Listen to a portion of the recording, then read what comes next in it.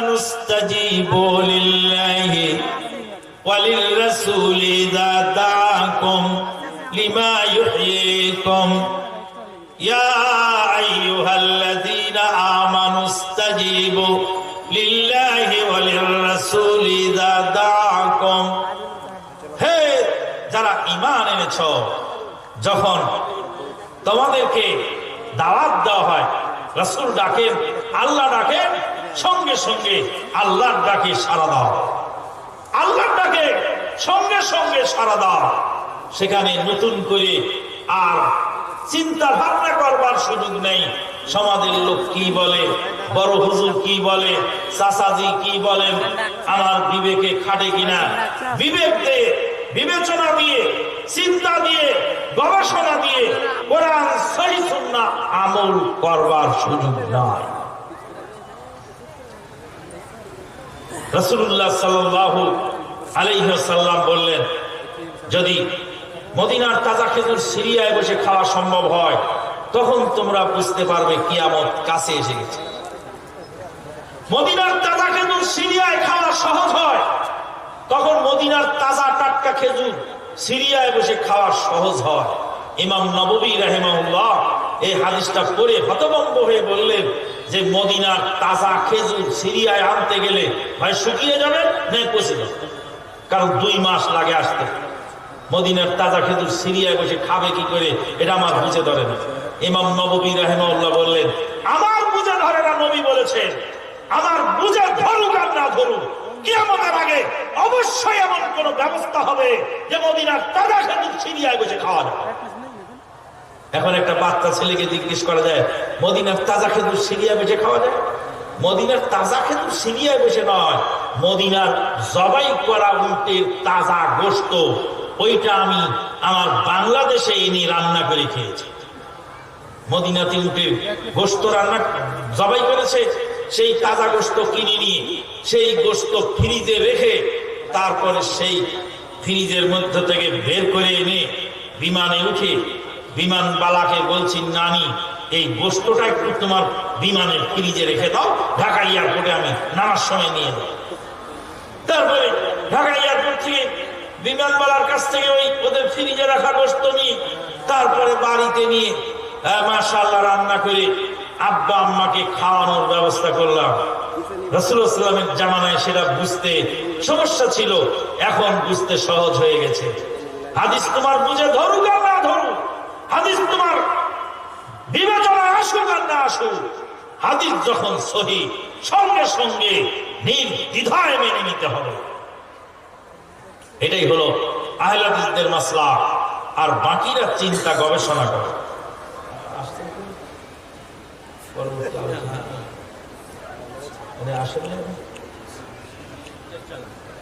হ্যাঁ,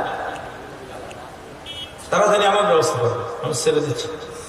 নাকি আর কেউ আছে আলোচনা করার মতো? আর কেউ আছে কি আলোচনা করার মতো মাঝখানে?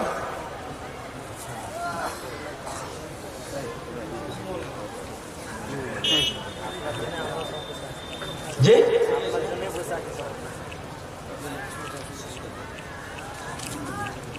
জীবনের সকল সমস্যায় একমাত্র ইসলামকে সমাধান হিসাবে পরিগ্রহণ, আর 5 নাম্বার হলো মুসলিম সংহতি দৃঢ় করা।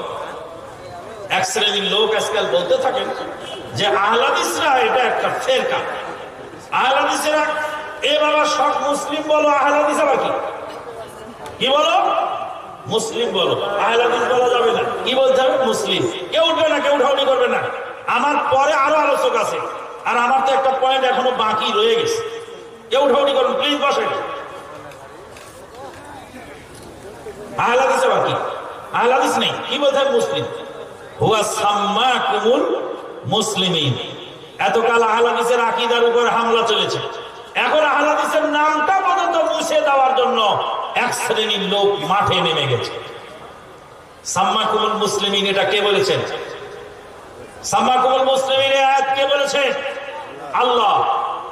যে আল্লাহ সাম্মাকুমুল মুসলিমিন বলেছেন, সে আল্লাহ কি অন্য জায়গায় অন্য আয়াত বলেন?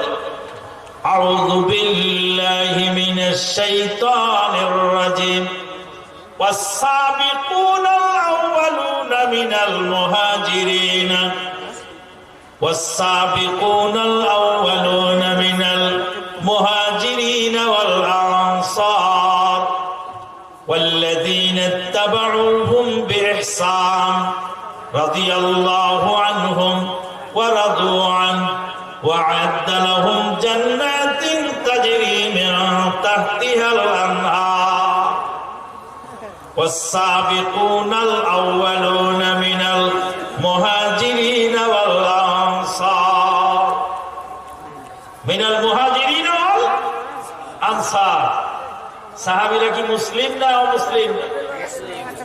মুহাজির কারা? সাহাবী। আনসার কারা? সাহাবী। আনসার নাম কে দিলে?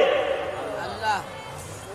যে আল্লাহ বলেন সাম্মাকুমুল মুসলিমিন, সেই আল্লাহ রাব্বুল আলামিন সাহাবীদেরকে দুই ভাগে বিভক্ত করলেন। যারা মক্কা থেকে হিজরত করে মদিনায় গেলেন তাদের নাম দিলেন মুহাজিরিন, আর যারা মদিনায় মুহাজিরিনদেরকে সাহায্য করলেন তাদের নাম দিলেন আনসার।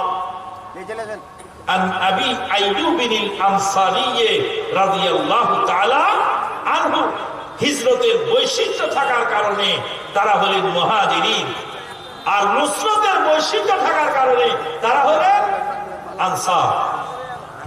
والسابقون الأولون من المهاجرين والأنصار, একদল মুহাজির আর একদল হলেন আনসার। এই আয়াত থেকে প্রমাণিত হলো যে মুসলিমদের বৈশিষ্ট্যগত নাম থাকতে পারে। যখন মুসলিমেরা মাযহাবে বিভক্ত হয়ে গেল, আমাকে যদি জিজ্ঞেস করা হয় আপনি কোন মাযহাবের লোক, আমি যদি বলি আমি মুসলিম, তো বলবো আমরা কি কাফের নাকি? মাযহাবী যারা আছেন তারাও মুসলিম, আমরাও মুসলিম। পার্থক্যটা কি? পার্থক্য হলো তুমি মাযহাবী মুসলিম আর আমি কোরআন সুন্নাহ মানা মুসলিম। বন্ধুগণ, যখন চারটি মাযহাব হয়ে গেছে, চারটা তরিকা হয়ে গেছে, মুসলিম জাতি বিভক্ত হয়েছে, সেই মুসলিম জাতিকে ঐক্যবদ্ধ করতে হলে ঐক্যবদ্ধ প্ল্যাটফর্ম যেটা, সেটার নাম হলো আহলে হাদিস। আহলে হাদিসেরা তামাম পৃথিবীর সকল মুসলিমকে ঐক্যবদ্ধ করে। আপনাদেরকে একটু উদাহরণ দিলে আপনারা সহজে বুঝতে পারবেন। চার মাযহাবে চার কর্নারে চার মাযহাব, এই কর্নারে এক মাযহাব, ওই কর্নারে আর এক মাযহাব। চার মাযহাব চার কর্নার দখল করে ডাকছে আমার দলে আসো, আমার দলে আসো। আপনি চার মাযহাবের মুসলিমকে ঐক্যবদ্ধ করতে হলে অবশ্যই কোন মাযহাবের ভিত্তিতে তাদেরকে ঐক্যবদ্ধ করা সম্ভব নয়। তাদেরকে ঐক্যবদ্ধ করতে হলে মাঝখানে একটি নিরপেক্ষ প্ল্যাটফর্ম দিতে হবে, যেই প্ল্যাটফর্মের নাম হলো কোরআন এবং সহিহ সুন্নাহর প্ল্যাটফর্ম, কোরআন এবং সহিহ হাদিসের প্ল্যাটফর্ম, মুহাম্মাদি প্ল্যাটফর্ম। তোমার কর্নার তুমি ছেড়ে 0 পয়েন্টে আসো, তোমার ইমামের তরিকা বাদ দিয়ে, তোমার ইমামের ফতোয়া রেখে কোরআন এবং সহিহ সুন্নাহর মর্মমূলে জমায়েত হয়ে যাও। তার মানে আহলে হাদিস হলো ঐক্যবদ্ধ প্ল্যাটফর্মের নাম।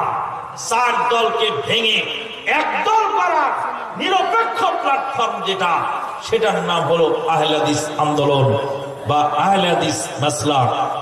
সেটাই হলো আহলে হাদিস আন্দোলন বা আহলে হাদিস মাসলাক। এটা জেনে রাখা ভালো হবে। কানের মধ্যে পানি ঢোকে, সেই পানিটা কানের মধ্যে ঢোকে কানকে পচাবার জন্য, আর কানকে পচাবার জন্য পানিটা ঢোকে, কিন্তু পরবর্তীতে আবার পানি দিয়ে আগের পানি বের করতে হয়।